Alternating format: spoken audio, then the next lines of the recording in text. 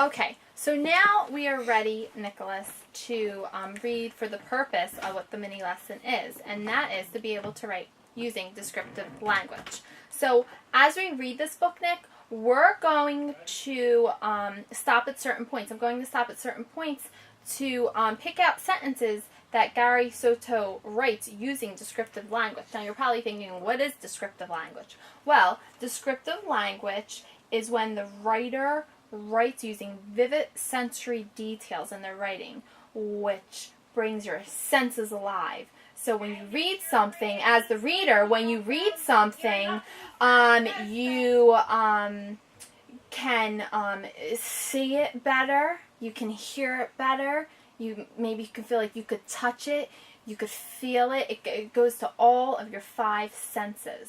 That's what descriptive language in writing is. So for example, if you were reading a sentence that said, "This is the ball." Ready, close your eyes. "This is the ball." Open them. What do you say? Just a round circle. Just a round circle ball, okay? But if the writer decided to write it using descriptive language, ready, close your eyes. "The ball is big and round and red with white stripes." Open your eyes. What did you say? A big red ball that had stripes on it, and it gives more descriptive words in it. It does. It gives more descriptive words. Excellent. So we're going to read the book right now. And looking for those sentences that Gary Soto puts in his writing. Now, this book has 12 Spanish words in it. And like I said previously, the kids would have, used the glossary and put them in their alpha boxes. But we have this dandy little Spanish translator that I would probably use in class. There's about 2 words in here I'm having trouble pronouncing. So I would just put the word in here and then let the kids hear it pronounced correctly. I would try my best to have all the words mastered before I read it, but since I don't speak Spanish fluently and I do have trouble, I want them to hear the word pronounced in the correct context. But Nicholas is pretty good at pronouncing Spanish words. You ready to read it so everyone can hear what it's about? Okay, and we're going to be looking at these descriptive language sentences. And you'll see how the pictures look like pictures from a photo album. The whole book, as you go through it, looks like a wedding album. "Here's me, Maya, flower girl with flowers in my hair. I'm biting back a smile because I can see my silly cousin Isaac in the pews. He's wiggling his tongue in the space between his baby teeth, white as chiclets." Now look, Nicholas, Gary Soto said, "in the space between his teeth, white as chiclets." What if he just said, "he's wiggling his tongue between the space"? That wouldn't have any descriptive words. He uses a lot of descriptive words. Okay, so what words did you see? I saw he wiggles his tongue in the space between his baby teeth, white as chiclets. Yeah, so we can see in our mind the tongue wiggling between a space, but he says the teeth are baby, so they're small, and then he says white as chiclets. Do you know what chiclets are? It's a type of bubble gum, and they're squares. So he gives a lot of descriptive words. So we can see in our mind. If we didn't have that picture, we could see in our minds, oh, these small baby teeth, they're square and small and they're white. And he's wiggling his tongue. Okay, good job. I'm not going to stop at every single one because I don't want the video to be really long, but I'm going to stop at maybe 2 or 3 more points. But I want to read the story to all of you. "Here's a boy named Danny bearing a pillow with rings. If he looked down, he would see that his left shoe was untied. If he looked up, he would see his mother snapping his picture, little gentleman with combed hair. There are bridesmaids, one taller than the next, and the groomsmen straight as soldiers. There is Father Jamie and a yawning altar boy with a dirty tennis shoe peeking from under his robe." Now, Nicholas, right here, it says, there are bridesmaids, one taller than the next. Does that help you see the bridesmaids? They go from short to tall to tall to tall. And then it says, the groomsmen standing straight as soldiers. Do you know what a soldier looks like when he stands straight? Okay, so can you see that in your mind, how the groomsmen are standing? Can you show me how the groomsmen are standing? They're standing straight as soldiers. Very good, very good. Oh, and we said we liked the bride. "Here comes the beautiful bride, Isabel, her hands soft as doves, Her steps are slow, and the music is a slow march to the altar. The candles sparkle, almost heart-shaped with flame, and almost as bright as her eyes. Now, what if it just said, the candles had flames? What would you say? Just candle with flames. Just a regular king. Yeah, but now the candles sparkle, almost heart-shaped with flame. So now what do you see? The flame is in the shape of a heart, and it's sparkling, glistening like glitter. Gives the reader, by the writer using descriptive language, the reader is getting a better picture in their mind. There's Raphael, a really, really nice guy, but prosito, a cast on his arm. That means poor guy. He has a cast on his arm. Playing weekend softball, he slid into home, scored, but broke his wrist. So, he broke his wrist, the groom. So that's why, and that's a Spanish word, prosito. And if I didn't feel like I was saying that confidently enough, you know, I would put it into here, but I think I'm saying it pretty well. But that means poor little guy. I think it makes him look brave y guapo. And y guapo means handsome in Spanish. So the flower girl's going, oh, I think it makes him look brave and handsome, because he is handsome. Do you think he's handsome? Mira, that means look. Can you see Tia Marta crying big tears? See Tia Juan itching his new suit? And Nicholas actually knew Tia and Tio. He thought it meant like brother or sister, but then he said, no, it means aunt and uncle. Tia's aunt, Tio's uncle. But look, he says crying big tears. What if he just said, Tia Marta's crying? Well, I mean, that's good, right? But Tia Marta crying big tears. Now do you see? Can you see the tears are so big? And I said, why is she crying? And you said she's crying out of tears of joy. Tears of joy. Her niece is getting married. Isabel and Raphael say, I do, and they kiss longer than I want to look. So you're right, they do kiss at a wedding. You can't see it, but I remember someone sneezing really loudly and someone kicking the pew. And then there are lots of cameras flashing, and some mothers crying, and one newborn baby crying, which starts two other babies crying, which starts Isabel crying. She is so happy. Nicholas saw that. Remember? We talked about this when we read it? Here's rice coming down like rain. Here's Danny crying because he got some in his eyes. And look at me with my mouth open, catching the rice in my tongue. And when I first read the book, we talked about how some families throw rice, and in our family, you know, people blow bubbles instead. This is the parking lot. Tio Trino is always helping people, like in this one. He is jump-starting somebody's car. Careful not to smudge oil on his tuxedo. If you look closely, you can see the limousine driving away and the trail of cars following. Sunflowers pasted on the hood are flying off. Oh, and now we come to the reception. Okay, this is where I think we're going to need the Spanish dictionary in a moment. At the reception, there's keg beer cooling in tubs and sodas on a table, potato chips, and a bowl of olives. Okay, so that's what they have there. And you'll see later we're going to make that more descriptive in our activity. Look, silly me, I push black olives onto my fingers and wiggle them before I chomp them down. Did you ever do that before, Nick? Yeah. So have I as a child. And here's the wedding cake. Now listen to this. This has a lot of descriptive language. You can see the picture of the wedding cake, but here's the wedding cake. This is immersed in descriptive language using lots of adjectives and nouns and action verbs. Seventh wonder of the world from Blanco's Bakery, with more frosting than a mountain of snow, with more roses than mi abuela's backyard, with more swirls than 100 turns on a merry-go-round. And he knew that mi abuela meant grandma. Wasn't that great? Can't you picture the cake now so much better in your mind? With all this frosting, like a big mountain, it has all the snow on top, and all the roses. You see a rose garden has a lot of roses, right? And swirls and swirls. You know a merry-go-round. Have you ever went on a merry-go-round? Yeah. And you know how it goes round and round and round? Well, that's what he's saying, the swirls on the cake are. here in this one, the mariachis have arrived. The violinists look at Raphael's cast, so scared for themselves. After all, have you ever seen a violin player with a broken arm? And mariachis, Nicholas was familiar that they are a Mexican ensemble of singers. First, there is a toast to the bride and groom, and then there are words. Isabel, first graduate from college. Raphael, first man to hit a home run. With his eyes closed, I think it was a joke. Then everyone claps, and some people hug the bride. 100 times it looks like to me. Then we line up for pollo con mole, and this is the one I have trouble with, Nicholas. Can you press our translator? Arroz y frijoles. I hope you heard that. Press it again.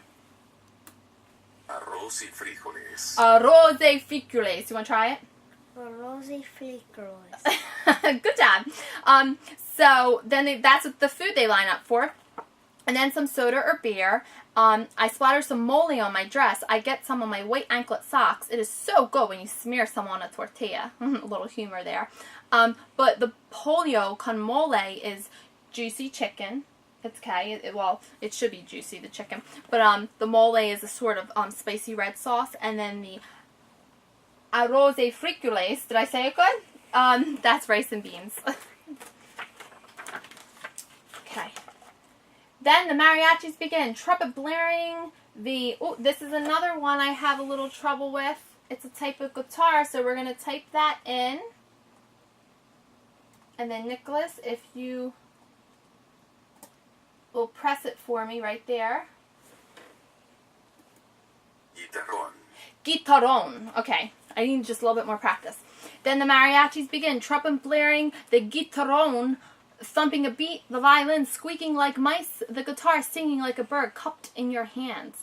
See, he said the violin squeaking like mice. You know how mice make those little sounds? He could have just said the violin's playing. But instead he said the violin squeaking like mice. You know how they make those little sounds and the violin squeaks like that? So that's descriptive language. The new couple dance, and then parents, then maybe grandparents, then the bride dances for money. Tio Julio pins a 20 on her dress. Then I see my daddy press a check into the bride's palm. And I just have to point out that I did not know that about the Mexican-American culture, so when I get married one day, I think I'm going to adopt that and dance for money from family members and friends. While the grown-ups dance, we skid down the hallway, shoes off, then we play hide and seek, and then we spit water at each other. Does that sound fun to you to do? Like you would do with your cousins? And whack each other with balloons and then race up the stairway. We're at the top, a red sign glows, XT. Then the dancing really starts. The mariachis grow red-faced, and de veras, I think that means like truly, honestly. I think I see a fat tongue stick out from the end of the trumpet, and a mouse drop from the violin, and a bird fly from the guitar, or maybe I'm getting sleepy. But I wake up when the cake is cut. A slice shared by the new couple. I line up with my plate, and when I get my piece, I get a rose and a little ribbon of green. Nicholas, did you see she gets a little rose and it has a little ribbon of green? What if he just says she gets a rose she just gets a rose? What does that little ribbon of green mean? What do roses usually have? The roses usually have it's like there's the pollen in the middle. And then there's the outline of the flower. Yes, but what's like on the stem? What comes out of the stem? Leaves. Yeah, so like that's what he's trying to say. The rose with the little ribbon of green is the leaf. Like a leaf. Yeah, so he could have wrote, she gets a rose with a little leaf that is a little ribbon of green. You sort of had to do some inferring there to figure that out. Then Isabel throws her bouquet, and it's caught by the tallest woman there, my cousin Virginia, a college basketball player with a 3-foot vertical leap. Then the mariachis leave, and a band called Los Teardrops arrives. Everyone dances to the oldies but goodies, even me, as I ride on my daddy's shoes. Now we're coming up to the end. And this is me asleep in the car. If you look closely, you can see some mole on my chin. A little taste I woke up to the next morning. It was a wedding to remember. Now, Nick, did you like that book? Now, I only took them through certain sentences that had descriptive language. I think you're getting it, right? Yes, okay. If I was doing this in my classroom setting, I would have went through all of them and in more detail and depth. Just, I don't know how long this video can be, so that's why I was trying to shorten it up. But next, I would introduce to the students, I would have this displayed on my smartboard, but since we don't have a smartboard in this bedroom, or a projector, it's something called a show me sentences chart, okay? On one side are telling sentences, and the telling sentences are just pretty plain or boring. They just make a statement, like when I said to Nicholas earlier, there was a ball. But then the second side wants the writer to turn it into a showing sentence, to really show the reader what it looks like, tastes like, smells like, feels like. So then when I changed it and said the ball is big and round and red with white stripes, now you can see it better. You're showing me. Okay, you're showing me through writing, and I'm going to make a movie in my mind. So here's some examples that I would present these with the class. What I did is I took out the descriptive language found in the book, but then I made telling sentences for them that were pretty plain and boring to show the boys and girls how the telling sentence can really be changed with descriptive words into a showing sentence to really show the reader about the event that's happening, about a certain thing or person. So would you like to go over some of these with me? Sure. Okay, so this would be done as whole group. The boy had a space between his teeth. And I would probably make my boys and girls close their eyes and then open them, and I would read it with the showing sentence, close their eyes, and then open it again. Now ready? Listen to this one. In the space between his baby teeth, white as chiclets. Isn't that so much better, more descriptive? Let's do this one. Because we already did those two in the story. Here comes rice. Like, when the rice was coming down. But Gary Soto said, here's the rice coming down like rain. So don't you see that better? Like, okay, here comes rice. But do you know what rain looks like? It's coming down like rain. Keeps on coming down quicker and quicker in little drops. The wedding cake, we talked about that. How about this? The mariachi's band played loud. I mean, that's good, right? I mean, okay, they're playing music, they're playing it loud. But then he said the mariachis begin. Trumpet blaring. That means making loud noise. Press it. That's the word. Guitarrón. The guitarrón, thumping a beat, the violin squeaking like mice, the guitar singing like a bird cupped in your hands. Can't you see that so much better? What's going on during the band? Can you see that so much better? How loud everything is, the sounds that are coming out, the singing sounding like birds chirping. So much better, right? And let's just do one more that maybe we missed in the book. This is the boy stood still with neat hair. But now we have little gentleman with combed hair. Remember the boy in the beginning with the pillow? Okay, so a gentleman means a boy who's behaving. So he was behaving, and then he had his hair combed. Okay, so that's a little bit more, gives us more detail. So after I would go over this with the boys and girls in great detail, having them shut their eyes, imagining it, opening their eyes again, letting them interact with it. Do you have anything to say about this?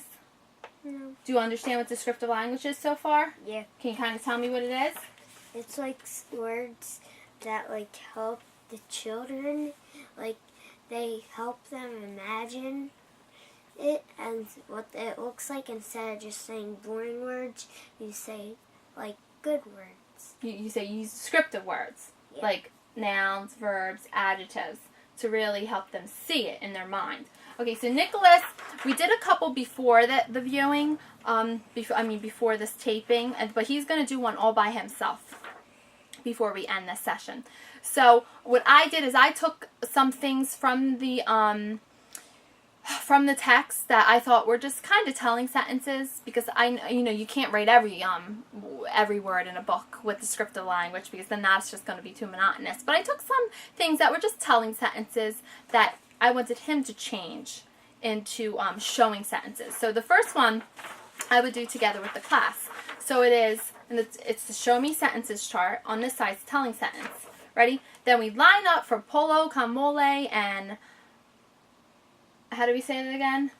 Arrozi frijoles. Arrozi frijoles. That's good enough for right now. And then I would, think of something with the class, and this is the thing I thought up, then we line up with growling tummies, right, because we're hungry, to get polo camole, juicy chicken with spicy dark red sauce, and arroces y frijoles, confetti of white rice and black beans. Doesn't that make you understand what the food is?